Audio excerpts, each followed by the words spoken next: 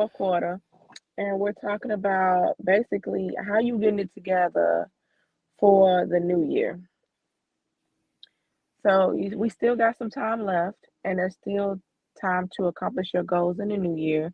And so, Mhm. what goals did you begin with at the top of the year, I guess, and how are you getting it together coming into this next season of your life Yeah. Okay. or Yes. business? So first of all, one of the things that I stopped doing was making my goals in January Mm-hmm. because the pressure was high. Yeah. Okay. I Mm-hmm. was like, oh, this feels like too much. And then everybody talking about their stuff. And I'm just like, that's not what I want to do. Yeah. So what I started doing, I realized when is, I guess, my high point, and that was typically in June.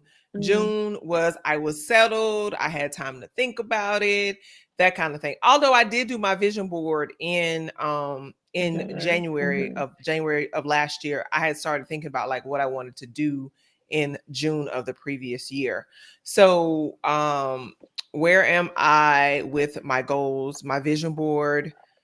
I am in the process of buying a mobile home park, which is one of the big things on my vision board. I'm so excited. So I'm in the process of doing the due diligence of buying a mobile home park, and hopefully by the end of 2023 I will have bought one. So we will see.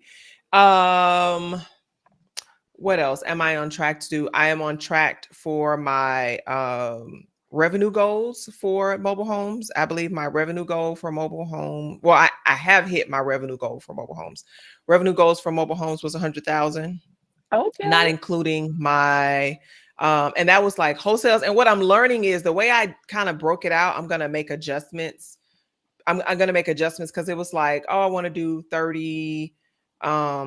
want to do 30 wholesale deals. Mm-hmm. But I'm also a broker. So it's a combination of deals that I broker plus deals that I have wholesaled. In states that I'm not a broker, then I will wholesale those properties. So I'm on track to do that. My partner in this business said that they were going to get their real estate license. I don't think that's going to happen, but but that's a minor thing. Okay. Um, yeah, and it has been challenging. It has been slow, but because my vision board is in front of me, it has helped me like, okay, what you got going on to make this happen? And it's like right there in front of my face. I do believe that if it wasn't in front of my face, I probably would not be as thoughtful towards them as I was. So yeah.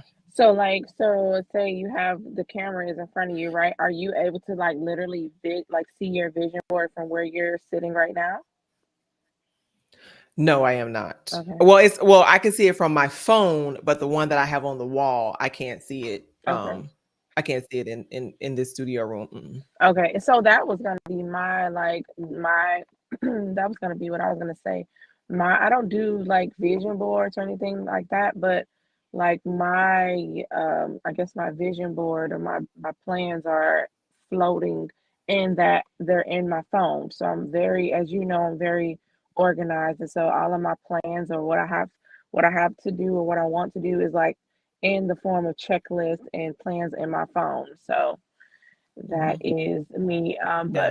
But to be quite honest, I'm in a season of, I won't say what feels like what I'm in a season of what feels like great loss, but what I Mhm. know is actually great. I don't even know how to express it. It's not great loss. Mhm. Mhm. It just feels like great loss, but it is Mhm. more of like a stretching, and I'm letting go of like old things that maybe I thought was serving me, but maybe was not Mhm. serving like my goals purpose. So Mhm. I'm in a season of like great growing pains and stretching, and so I've transitioned since the top of the year, since I first made my goal, my plans for the top of the year, because my top of the year was to grow my online business and kind of hone in on a different audience.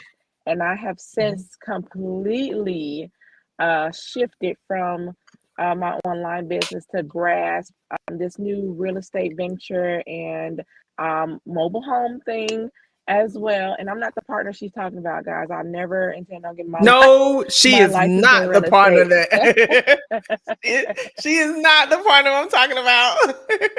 Yeah, so for those of you who don't know, I'm an independent like real estate investor. But I did take interest in Lamika's mobile home business, and she so graciously, in a way, took me under her wing, and she's like, "Here, friend, you know."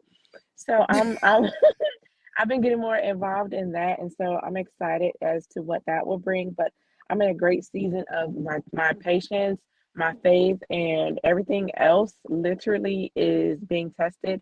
But I'm grateful for this season right now because I know that the fruits of my labor and my sweat equity are going to bring what I need, and that's not That always, makes sense. you know, that's not always financial, and that's okay.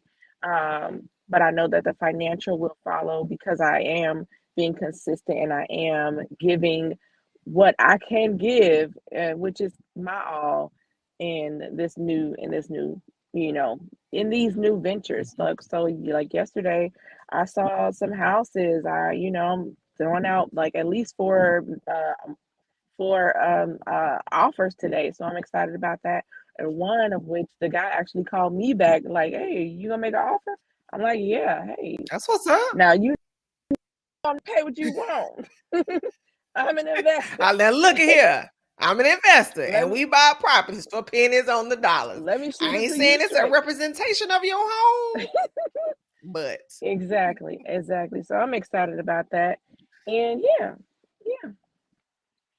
yeah, No, I think that's good because I have pivoted several times. I think this is probably, I mean, since I've started doing mobile homes, um well, I guess with High Goddess, I was very specific in High Goddess, but that was just such a capital intensive business. It always felt like I was, while revenue was coming in, I felt like it was always going back out. yeah, It was a capital intensive business.